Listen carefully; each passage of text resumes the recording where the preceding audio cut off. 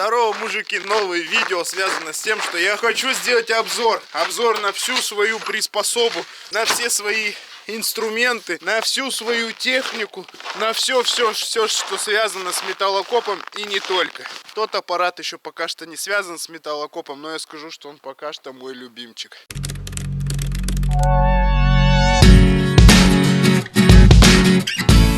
Чё, пацаны, я сижу и монтирую для вас очередной ролик, а сейчас вам хотел порекомендовать магазин для поисковиков и кладоискателей у деда Мити. Огромный ассортимент, фирменная продукция, официальная гарантия. Кроме интернет-магазина есть розничный магазин в городе Подольске. За годы работы магазин получил 1000 положительных отзывов от довольных покупателей.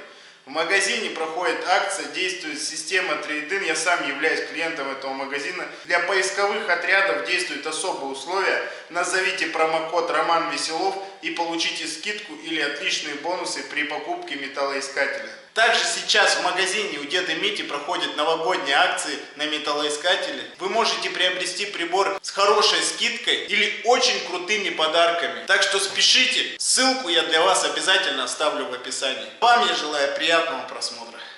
Что сейчас делаем? Заводим технику, загружаем весь бутер. Палатки, неполадки, металлоискатели. Грузим, скорее всего, караката на трал. Цепляем его за американца. Выезжаем на речку. В общем, все это расставляем. И делаем на все на это обзор. Расскажу, что хорошо, что плохо. Это сугубо мое мнение. Если вы с чем-то не согласны, то обязательно пишите в комментариях, и мы это исправим. Ладно, давайте начнем по порядку. Сначала нам нужно завести технику. Здесь уже лежит металлоискатель. Американец. Техника number one. Скажу честно, я уже его прогрел. Байкал. Техника number two. И весь мой бутер, ну еще не весь, часть у меня осталась от дома, ну а часть, конечно же, вот она. Здесь автономка, пила, палатка, спальник, раскладушки, в общем, все брать не будем, сиротопка полностью, даже печки есть. В общем, все, что нужно для лесной жизни, возьмем это с собой, и я вам покажу, что есть что.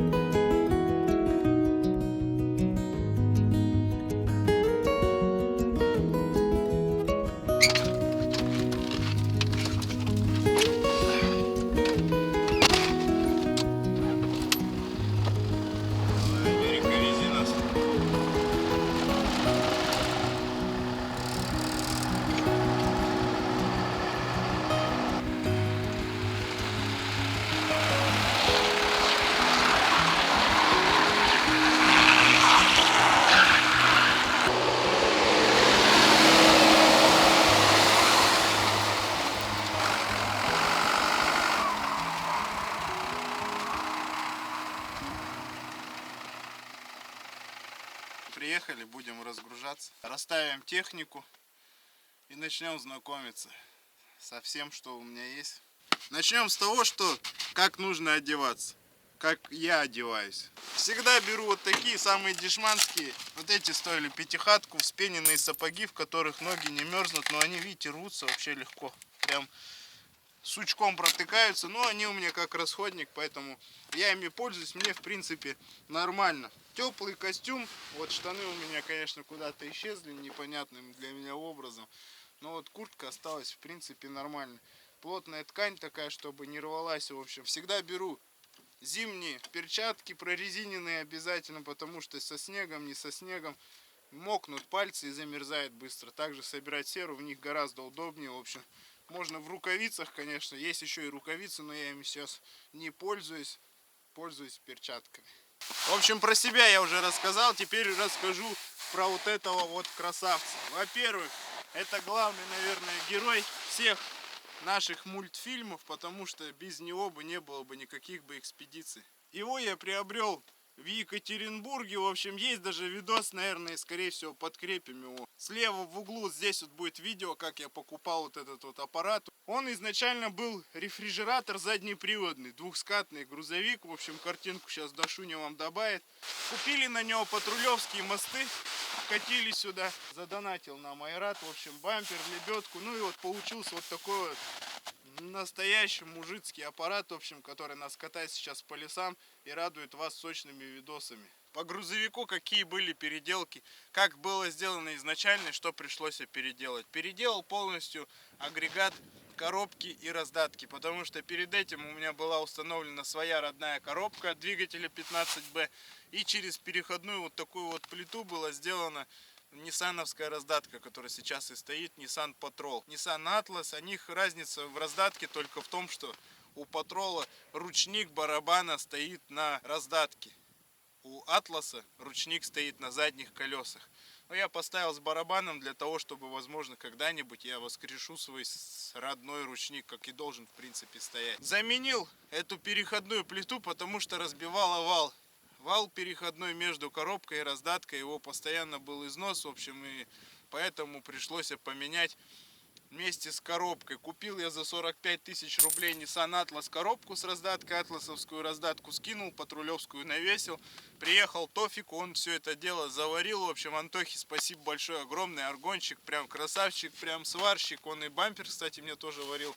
Прямо от души сделал, сейчас езжу, вообще горе не знаю, забыл даже. Стал грузовик только быстрее, чувствую, что у него скоростя стали, ну, по-другому. Раньше, если первую включал, то она как была как пониженная, то сейчас иногда требуется включить понижайку. Для того, чтобы тихо ехать. Не для того, что не хватает мощей, а для того, чтобы просто передвигаться где-то по лесу, в общем, помедленнее. Купил сюда Bridgestone, колеса зимние. Стояли у меня Купера 35-е. Но они такие, как бы, я считал, что они легкие, оказались, а по факту они тяжелые. Был момент, когда можно было их сравнить. Я поднял, например, те же комфостеры, они гораздо легче оказались, чем Купера американские. Поэтому поставил сейчас зимние, чисто вот японскую резину, не жалея ни капли. Тоже обошлось 45, по-моему, тысяч рублей. Диски остались свои, патрулевские, резина зимняя, новая, охрененно. Возит нас сейчас везде, в принципе, везде, так же, как и Каракат. Ну, Каракат это отдельная тема, там про него уже, про этого любимчика я расскажу чуть-чуть попозже. Вывел вот таким вот образом воздушок через обычную профильную трубу квадратную. Воздушок Nissan Safari. Недорогой квадратный воздушок, он встает практически за подлицо. Я думал, он вообще не будет выпирать, но выпирает где-то сантиметра, наверное, на 3 на 4. Выносил полностью кронштейны в сторону, то есть раньше рессоры были под рамой, сейчас они вынесены сюда на 10 сантиметров, на 7, а он там на 10, потому что рама идет на сужение. Все тоже сделано самодельно. В общем, ну и все работает, в принципе, я всему рад, доволен. Единственное, есть такие нюансы, нужно по электрике чуть доработать. Стоимость американца мне обошлась вот 1 000 000 рублей. Чисто вложил в эту машину вместе с ее покупкой, переделкой и так далее. Стоит она лям. Почему называю я его американец? Американец, потому что в ПТС написано страна-производитель США. Я знаю, что это японец. Чистокровный японец. Но непонятно почему по документам. Видимо, когда-то он катался в Америке. Видите, как мне повезло. Японская машина, которая в Америке поездила по американской земле и приехала к нам в Россию. Сейчас вот ездит по тайге. Вот такой вот мне аппарат достался. Прям вообще прям легенда. К нему прилагается розетка. Вот такой вот Power инвертор. Я его называю просто инвертор-преобразователь. В общем, название вот у него такое пилионг, короче, минион. Вот такой вот миньон, короче, вот у меня он 223 киловатта, не знаю, потянет он 3 киловатта или нет, но по факту я пользуюсь маленькой болгаркой, пока что он отлично справляется. Я бы, конечно, хотел сначала взять 12-24 220, но, к сожалению, я такой не нашел у нас в городе, и поэтому первый попавшийся купил, который мне срочно потребовался, 24 220. В дальнейшем бы рассмотрел покупку, конечно, еще и 12 вольтового, чтобы он и 12 тоже преобразовал. Бывает иногда один аккумулятор, и нужно от него вывести розетку 220. Подцепил клеммами, простыми щипцами, которые прикуриваешь машину, такие крабы, в общем. И все, воткнул сюда розетку, любой прибор 220 вольт, и он тянет, как бы я пользуюсь болгаркой. До хрена им перепилил, пока мне очень нравится. Не хочу насадку на пилу, потому что пила, ну, для нее это пагубно влияет очень. Там стружки, не стружки, там крошки, не крошки. В общем, пила выходит из строя. А 220 розетка охрененно надо, если что, запитал. А мы тем временем будем разгружаться. Сейчас, наверное, расставлю сначала палатку, потом расставлю вокруг нее технику. Расскажу именно что с палатками, с автономками, какие у меня проблемы возникали, потому что есть видос «Она нас чуть не убила», называется, видео про автономку. Вот как раз в этом видео я рассказывал, что были неполадки с автономкой, поэтому сейчас вот есть желание рассказать, что именно с этим было и на что обратить внимание. Поэтому давайте расставляем сначала палатку, а дальше по порядку.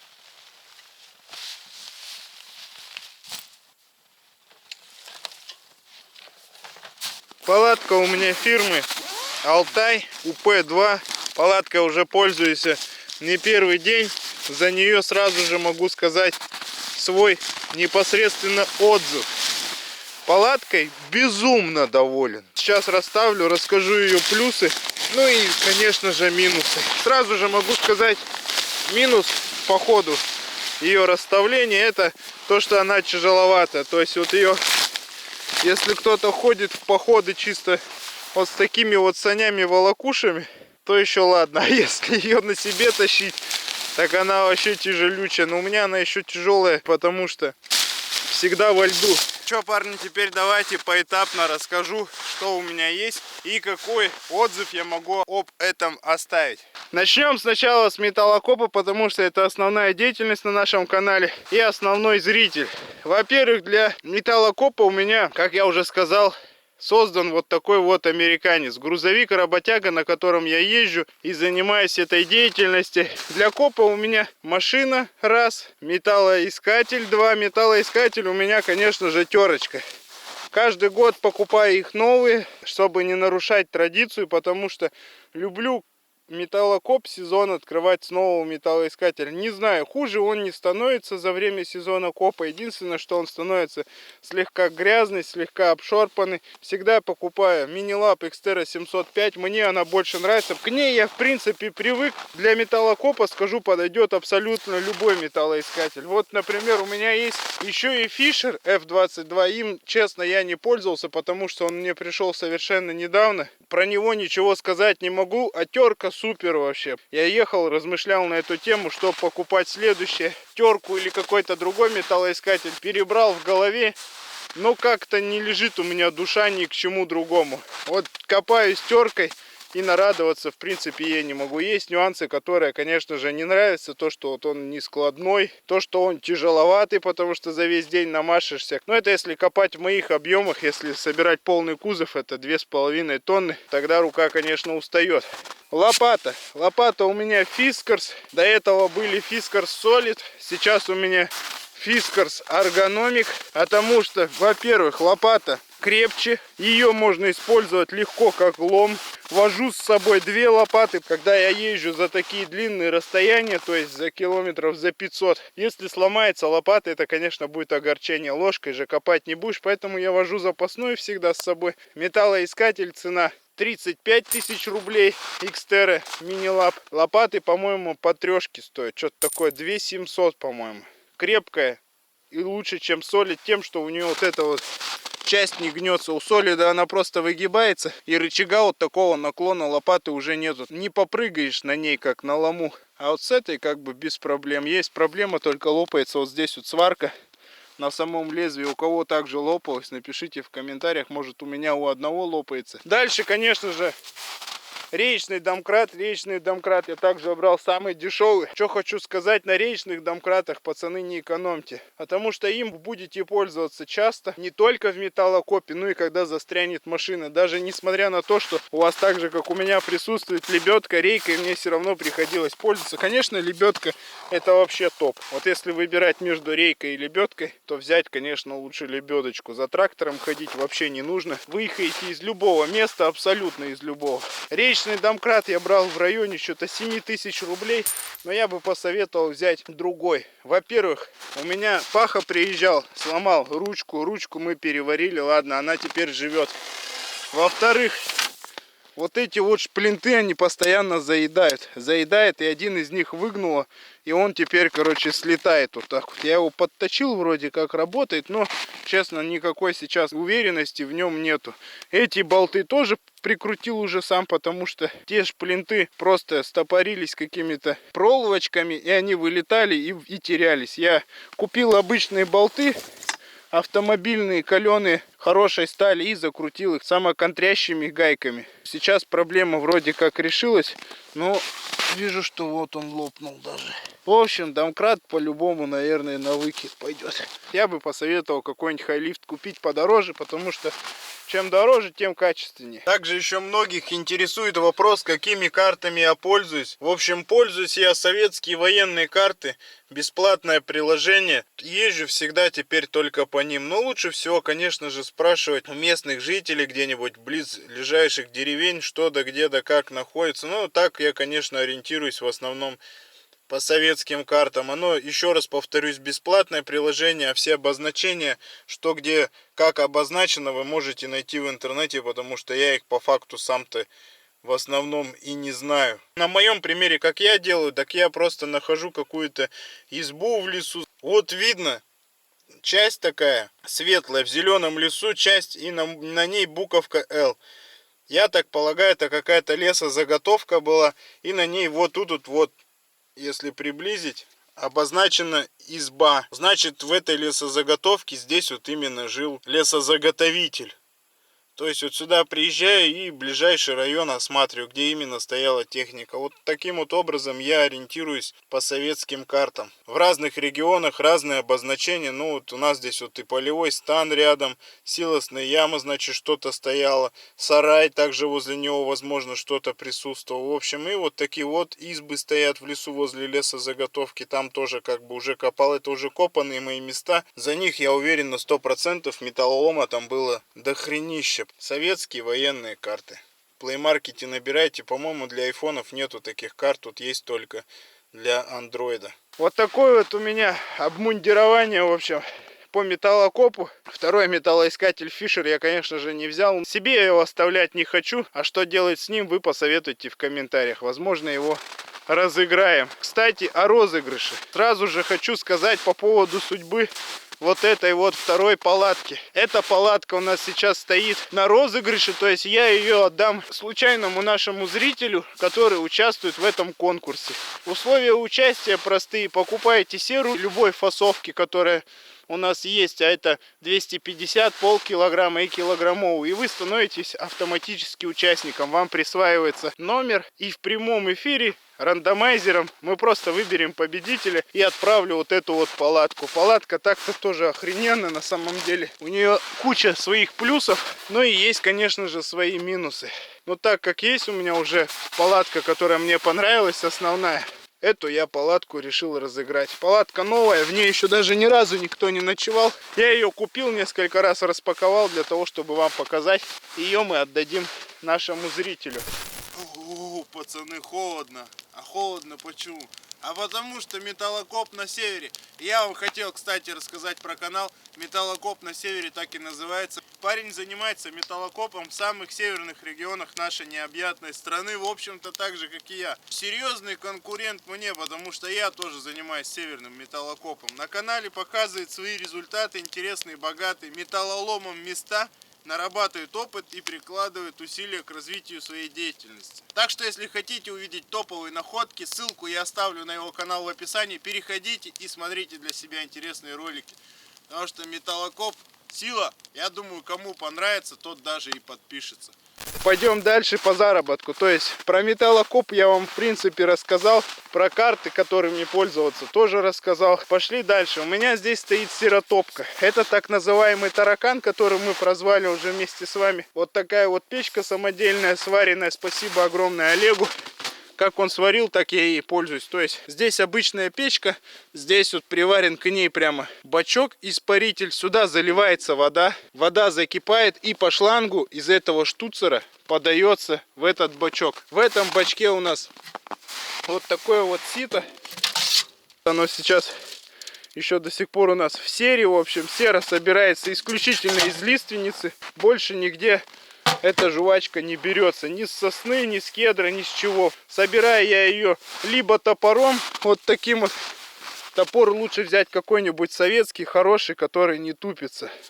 Как вот новый взял, я как-то по сучку рубанул, он сразу весь загнулся, я понял, что он мне не подойдет. Вот такой старый советский топор и новая ручка на него березовая. Либо пилой штилем.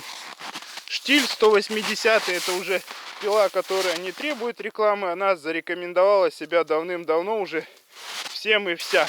Также ей собираю серу. Единственное, что я апгрейдил на защиту, на шину, сделал вот такую вот пластмассовую стриксу, стяжку. И с одной стороны сделал ключ, чтобы обслуживать пилу, с другой стороны запихал напильник, чтобы точить цепь, потому что такое бывает, что иногда нужно где-то пропилить лед или что-то в этом роде. Так удобно и все рядом. Штилем собираю уже давно, больше, чем, конечно же, топором. Напилили серы, забили бачок с ситом, затопили печку, подали пар. И вот из этого отверстия снизу уже пошла чистая сера. Она капает сюда.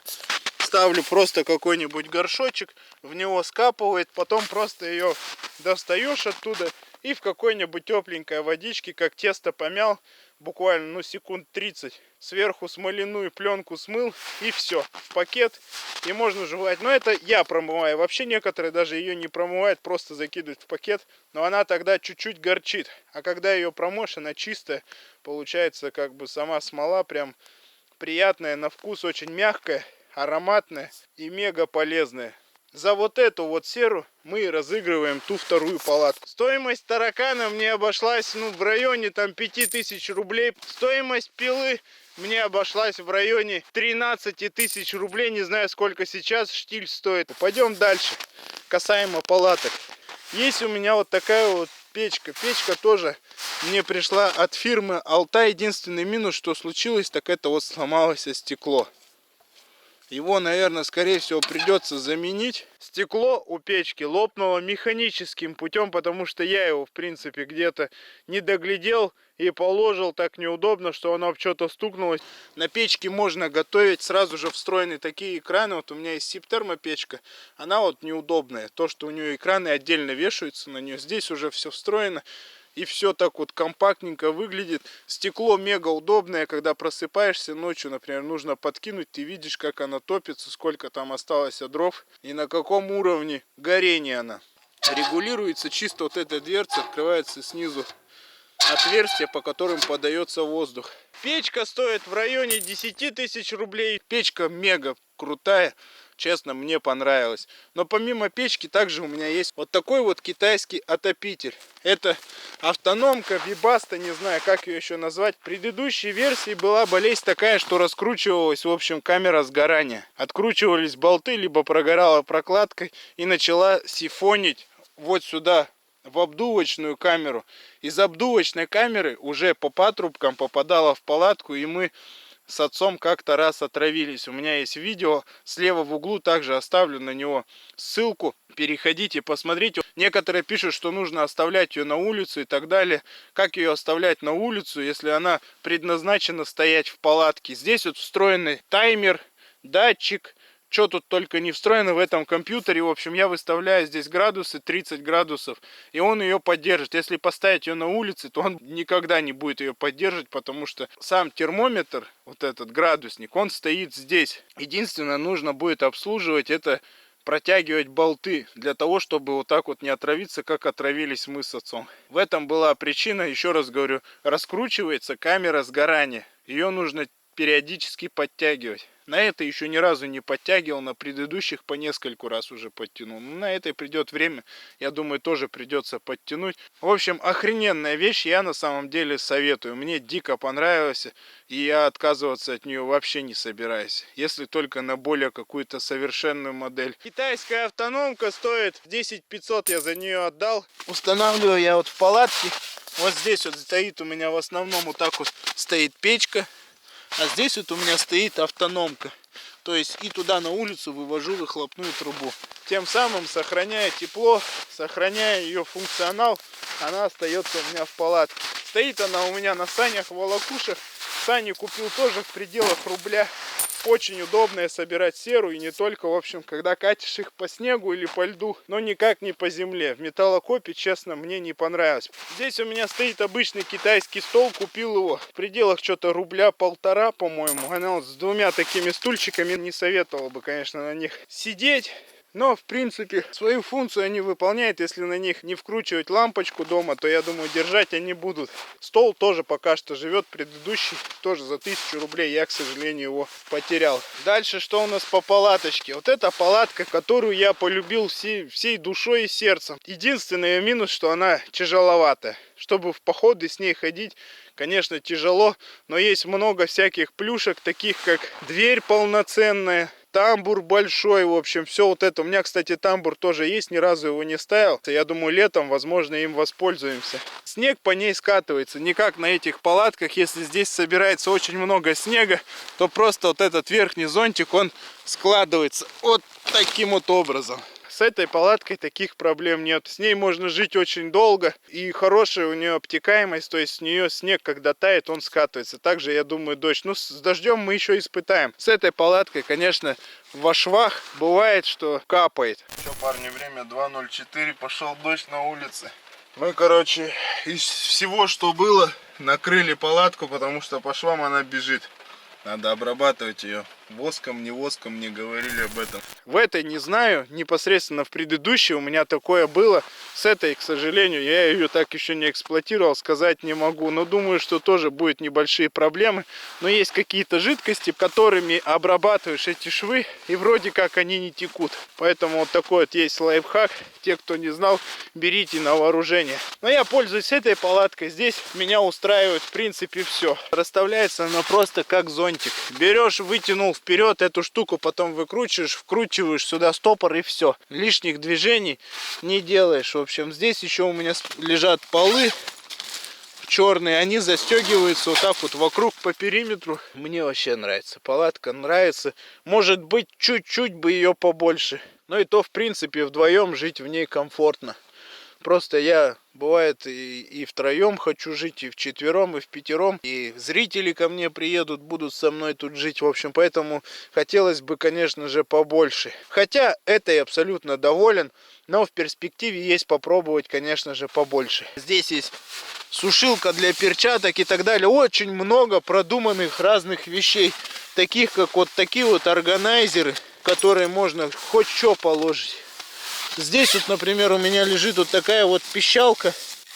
Заряжаешь батарейками, ложишь сверху, когда большая загазованность, она начинает пищать. То есть она может вас разбудить тогда, когда вы можете угореть, так сказать. Поэтому обязательно такую вещь тоже советую приобрести. В предыдущей палатке, которая на таких вот пауках раскладывалась, я покупал полы. Сейчас я их ложу сюда, тоже под низ.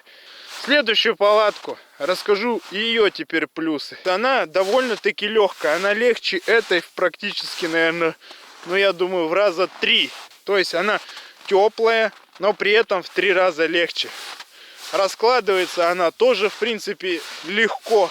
Немного больше действий нужно, чем там. Там, конечно, нужно как зонтик ее раскрыть, немного усилий. Здесь просто их вытянул, эти пауки в разные стороны, и все. и тем самым расставил палатку. В общем, я жил и в тайге, не могу сказать, что она плохая. Если сравнивать с той, с Алтаем, Алтай, конечно же, получше. Ну и стоимость разная. Если эта палатка стоит 15 тысяч рублей, то Алтай стоит в порядке 50 тысяч рублей. Я бы взял как вторую палатку, такую себе, для рыбалки. Вот чисто приехал на рыбалочку, быстренько ее расставил, место дохренища. Кубом она удобная, здесь конусом, как бы, вот в этом, наверное, тоже есть минус. Пойдем дальше. А здесь у нас стоит вот такая вот кракозябра. Почему кракозябра? Потому что это просто бешеная колесница. На нем я уже проехал херово тучу километров. На самом деле особо ничего для вас не снимал, потому что еще не могу надышаться этим аппаратом. Он мега крутой, мега интересный, мега быстрый, мега проходимый, мега вместимый. По сравнению с квадриком это, конечно же, вообще бог, я считаю.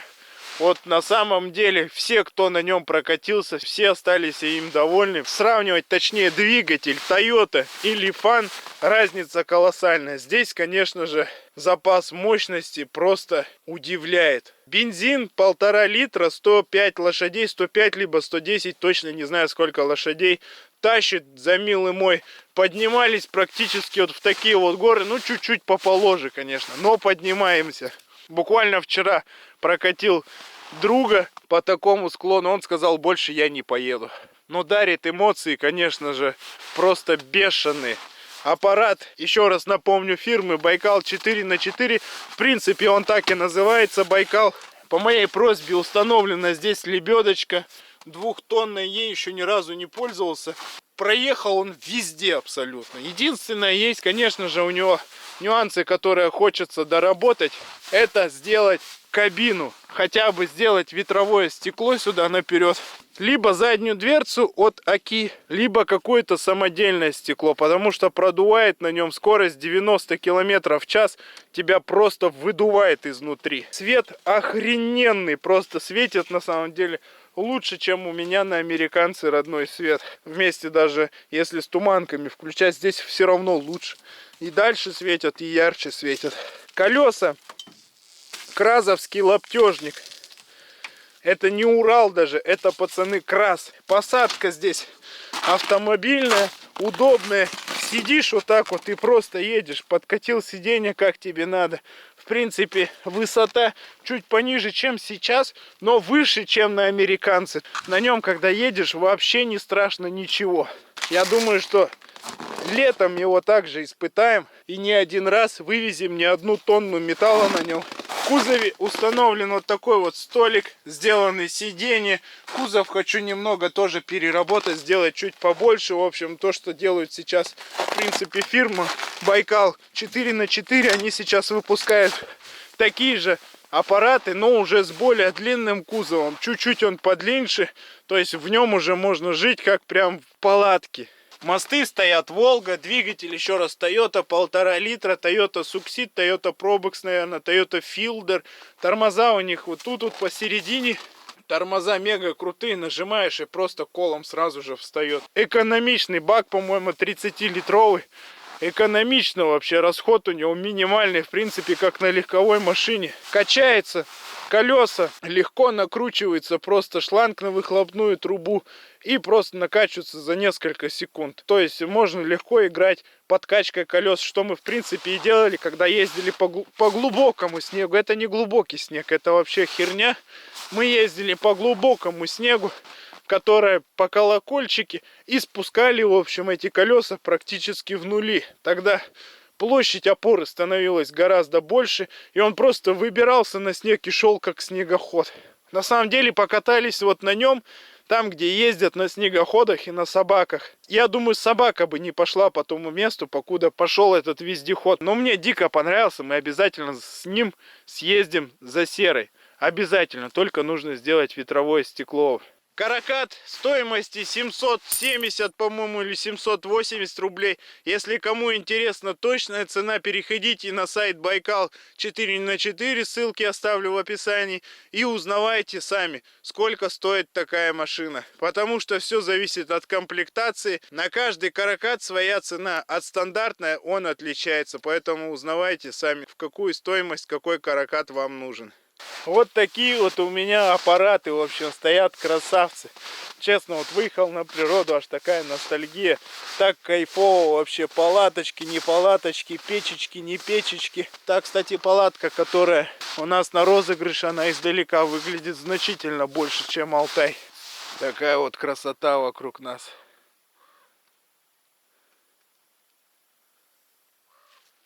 Рассказал бегло, но старался подробно рассказать вам все нюансы. Весь тот бутер, которым я пользуюсь, в общем, прям, ну, если будут какие-то еще вопросы, задавайте обязательно в комментариях. В комментариях вам расскажу. А сейчас буду пока что собираться потихоньку. На самом деле я сейчас еще в экспедиции. Мне нужно заготовить металла. В кузове, кстати, лежит у меня бортовая, которая у нас получилось загрузить очень интересным способом, которым вы увидите в следующем ролике. А я сейчас буду потихонечку, парни, сворачиваться и выезжать домой. Кому интересно, засниму подробно про палатку, какими приспособлениями пользуюсь в ней. То есть у меня там есть спальники, раскладушки, какой фирмы, какие лучше взять, какие не взять, потому что в этот раз что-то не получилось, как-то не додумался я взять с собой раскладушки. Ну, еще есть много вещей, которые вам, в принципе, не показал и не рассказал, поэтому пишите в комментариях, задавайте вопросы. А я буду торопиться, мне сегодня нужно ехать еще за металлом. Наверное, скорее всего, буду собирать запрещенку и так далее, чтобы на днях выпустить вам уже следующий ролик с металлоломом. Что-то захотелось в лес, захотелось прям в лесу пожить. Если хотите больше лесной жизни, если хотите, чтобы построили землянку или что-то подобное, обязательно пишите в комментариях. Мне нужно знать и слышать, что хочет видеть мой зритель. На этом, братцы, буду с вами прощаться. Желаю вам огромной удачи, здоровья, родным и близким. И пока. Увидимся уже с вами в следующем ролике.